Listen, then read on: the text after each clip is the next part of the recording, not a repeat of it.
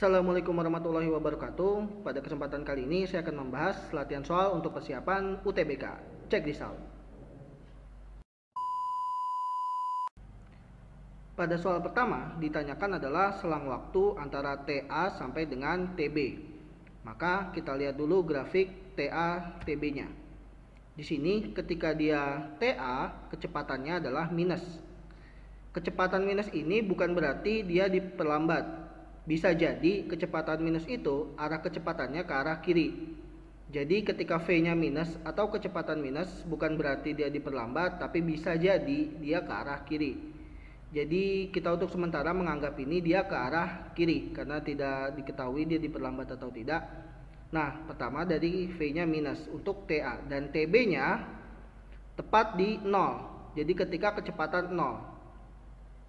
Jadi dari kecepatan yang ada angkanya sampai dengan yang kecepatan tidak ada angkanya 0. Jadi kesimpulannya untuk grafik yang di sini adalah maka dari TA sampai TB mereka bergerak diperlambat. Jadi jawabannya adalah E, bergerak diperlambat.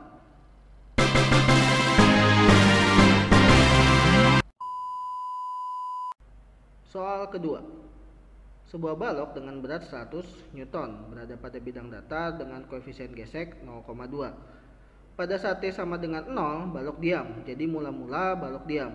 Kemudian dari 0 sampai 5 detik, balok didorong dengan gaya F. Dan berikutnya sehingga balok bergerak dan baru berhenti pada saat waktunya T sama dengan 10 second. Jadi mula-mula dikenai gaya F sampai 5 detik dan sampai detik ke-10 atau dari detik 5 sampai detik ke-10 gaya F-nya dilepas. Pertanyaannya adalah nilai F-nya. Diketahui dari sini W sama dengan 100 Newton dan mu K koefisien gesek kinetis 0,2. Berikutnya dari W ini kita bisa mencari M massa balok. Dari M dikali G, berarti M W per G. Untuk nilai G ini percepatan gravitasi kita ambil enak aja 10 gitu. Kalau tidak diketahui kita ambil enak aja 10.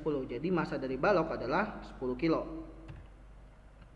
Keadaan pertama, keadaan ketika dari 0 detik sampai dengan 5 detik, yaitu keadaan ketika benda masih diberikan gaya F. Di sini pertama kita cari dulu gaya normalnya. Sigma Fy sama dengan 0. Gaya yang bekerja pada sumbu Y sama dengan 0. Karena benda tidak bergerak ke atas atau ke bawah, tapi bergerak ke arah kanan.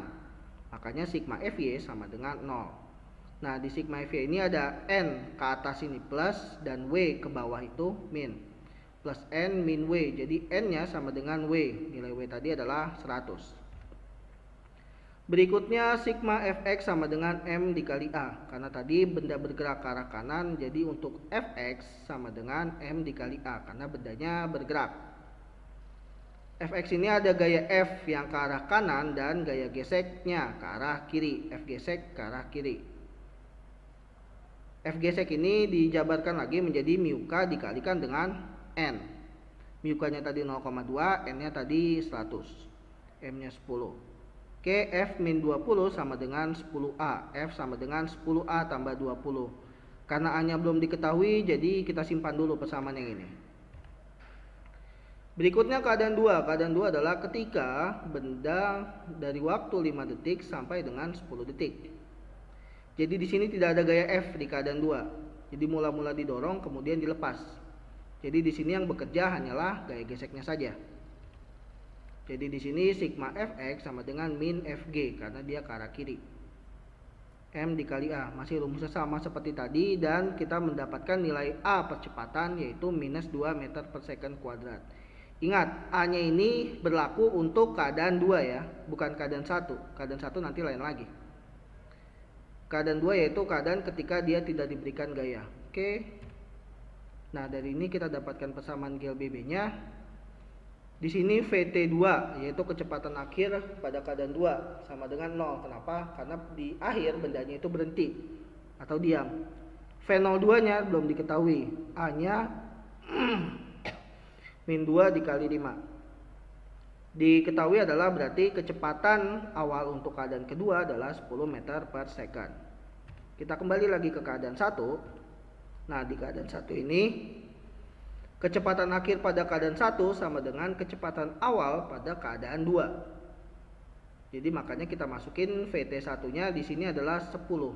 V01-nya 0 karena tadi di keterangan soal benda mula-mula diam.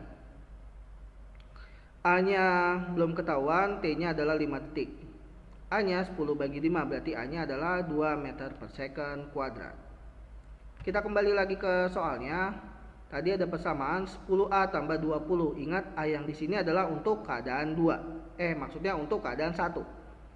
10 dikali 2 tambah 20. 20 berarti F-nya sama dengan 40 Newton. Jadi nilai F sama dengan 40 Newton. Maka jawabannya adalah yang A.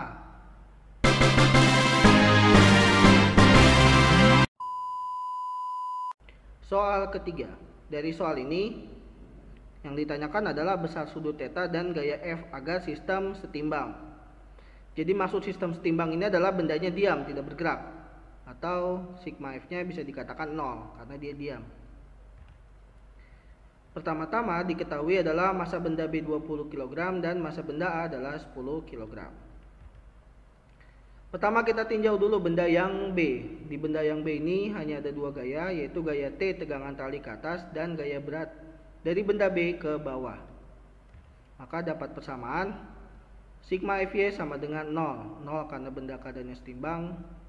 Jadi plus T karena T-nya ke arah atas, min WB karena WB-nya adalah ke arah bawah, sama dengan 0. Kita pindah ruas, T sama dengan WB, nah WB-nya itu MB dikali dengan G. Seperti biasa, ketika G tidak diketahui, maka ambil enak aja 10. 20 kali 10 sama dengan 200. Nah berikutnya kita tinjau benda yang A.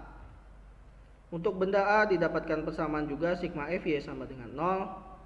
T cos theta min WA. Kenapa cos? Karena dia bendanya miring dan arahnya horizontal. Untuk posisi yang seperti ini, ketika dia mendapatkan arah vertikal, maka dia menggunakan cos, dan ketika menggunakan arah horizontal, maka dia sin.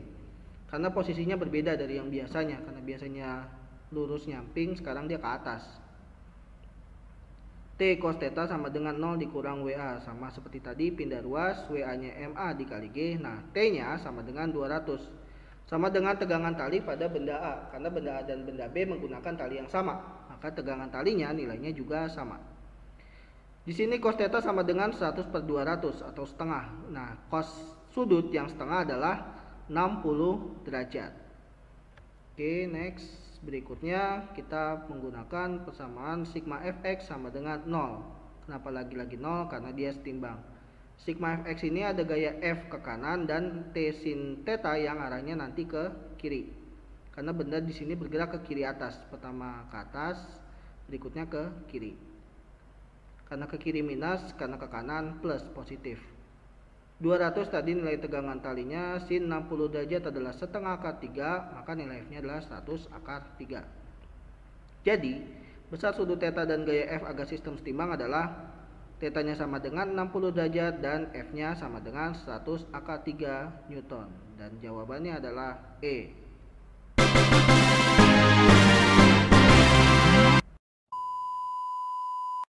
Soal keempat. Pada soal ini ditanyakan adalah berapakah panas yang dihasilkan oleh gesekan dalam proses ini. Oke, nah di sini panas yang dihasilkan sama dengan usaha dari gaya gesek yang menghambat benda. Kenapa panas bisa disamakan dengan usaha? Karena satuan dari panas dan usaha sama-sama joule. Jadi bisa dibuat persamaan seperti ini, Q sama dengan W atau Q sama dengan F dikali X. Jadi jawabannya adalah yang A.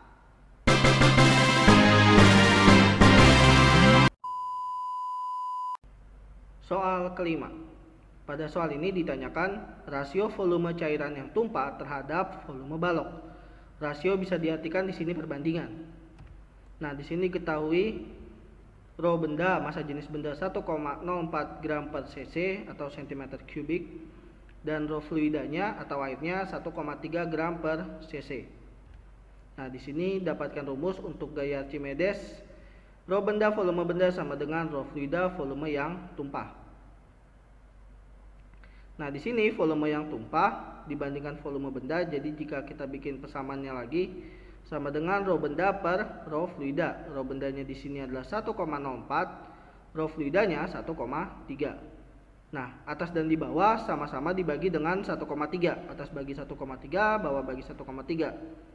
Bagian atas dapat 0,8, bagian bawah 1. 0,8 ini sama aja dengan 8/10. Atau jika kita sederhanakan lagi menjadi 4/5.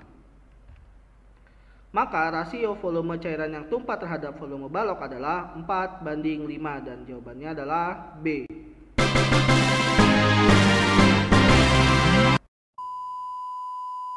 Soal ke-6.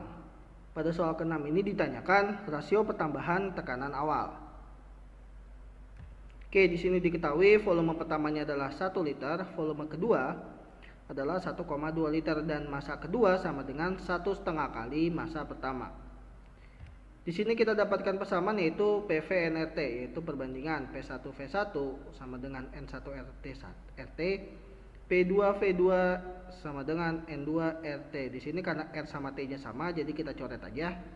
Nah, N yang di sini, N itu adalah jumlah mol, jumlah molekul. Jadi N ini berbanding lurus dengan M. Karena dia berbanding lurus, jadi kita ubah aja N ini jumlah mol menjadi dengan massa. Oke, berikutnya kita masukin aja angka-angkanya. P1P2 tetap, V1V21 sama 1,2, M1 tetap dalam M1. Nah, M2 nya 1,5 kali M1. Jadi di sini M1 nya nanti kita coret lagi. Oke, next berikutnya kita dapatkan persamaan berikut. Lanjut, kita kali silang. Jadi hasilnya seperti ini. 1,5 kali P1 dan 1,2 P2, di mana P2 nya sama dengan 1,5/1,2. Kita sederhanakan, sama-sama dibagi dengan 0,3, jadinya 5/4 P1. Nah, berikutnya kita cari delta P. Delta P adalah perubahan atau pertambahan tekanannya. P2 dikurang P1. P2 nya tadi 5/4 dari P1 dikurang P1. Karena di sini nggak ada angka, jadi kita anggap sebagai 1 ya. 5/4 dikurang 1, hasilnya adalah 1/4. Atau 1/4 ini kita sederhanakan lagi menjadi 0,25. Nah, jadi rasio pertambahan tekanan awal adalah 0,25. Maka jawabannya adalah yang A.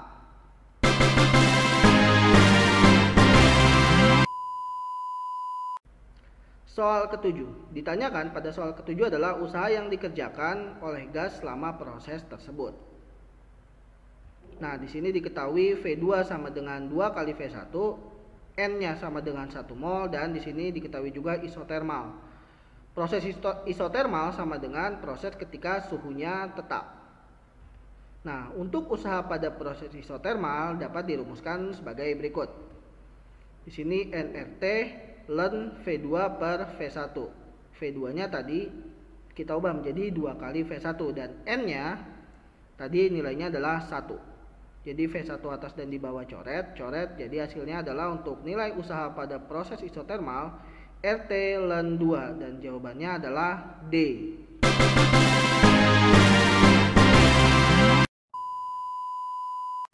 Soal ke-8. Pada soal ini kedua ujung pegas memiliki tetapan 50 Newton per meter. Ditarik masing-masing dengan gaya 10 Newton yang saling berlawanan. Berarti pegasnya ditarik 2 kali ya. Ibarat ditarik satu tarik ke kiri, satu ditarik ke kanan dengan gaya 10 Newton pertama. Pertanyaannya adalah pertambahan panjang pegas tersebut. Nah, di sini diketahui K-nya 50 Newton per meter, yaitu tetapan pegasnya. F-nya 10 Newton gayanya. Jadi F-nya ini ada dua arah, satu arah ke kiri, satu arah ke kanan. Berikutnya kita cari dulu pertambahan panjang pegasnya delta X. F sama dengan K dikali delta X. Maka delta X sama dengan F per K. Kita masukin aja angkanya 10/50 sama dengan 0,2 meter. Tapi belum selesai karena ini baru satu gayanya. Nah, untuk yang satu lagi karena F-nya sama, jadi langsung aja kita kalikan dengan 2 pertambahan panjang pegasnya. Jadi 0,2 dikali 2, 0,4. Jadi hasilnya pertambahan panjang pegas tersebut adalah 0,4 meter dan jawabannya adalah E.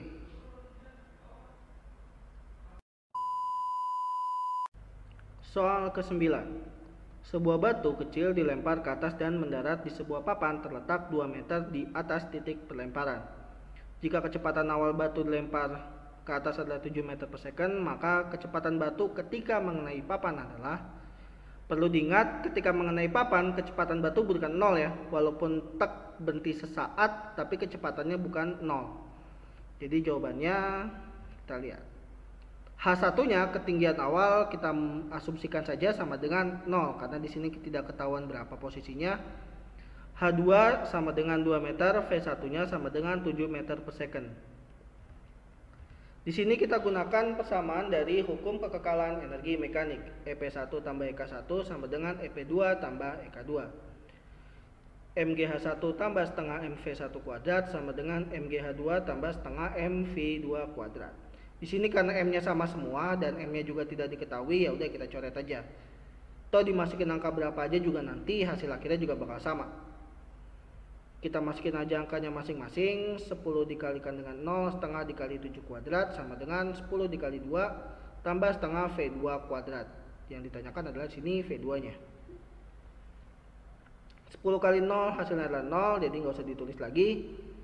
Setengah kali 7 kuadrat adalah 24,5 sama dengan 20 tambah setengah V2 kuadrat. Jadi di sini 20 nya kita pindah ruas ke kiri ya. Jadi setengah V2 kuadrat sama dengan 24,5 dikurang dengan 20. Nah, didapatkan setengah V2 kuadrat sama dengan 4,5. Jadi V2 kuadratnya 4,5 kita kalikan dengan 2 dan hasilnya 9. Nah, V2-nya untuk menghilangkan kuadrat di sini kita berikan akar 9. Jadi nilai V2-nya sama dengan 3 meter per second. Jadi, besar kecepatan batu ketika mengenai papan adalah 3 meter per second. Dan jawabannya adalah B.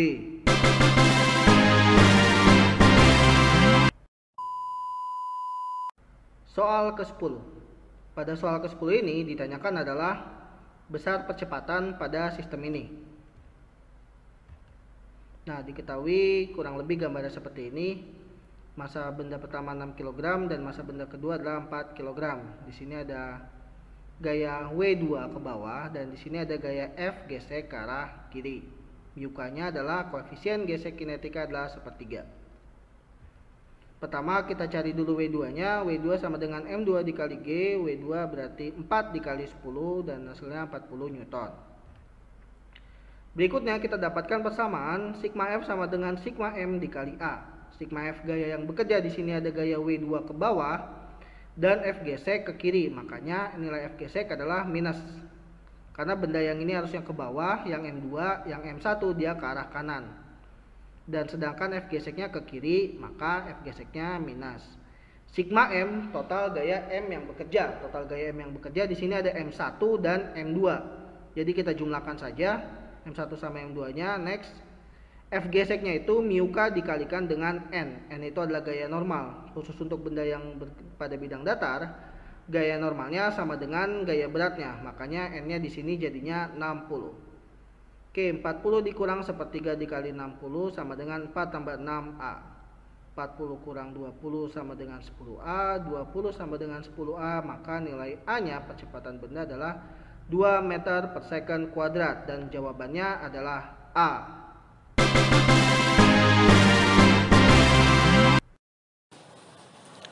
Terima kasih sudah menonton videonya. Like jika kalian suka, komen untuk memberikan saran, serta subscribe agar saya makin semangat bikin videonya. Sekian, wassalamualaikum warahmatullahi wabarakatuh.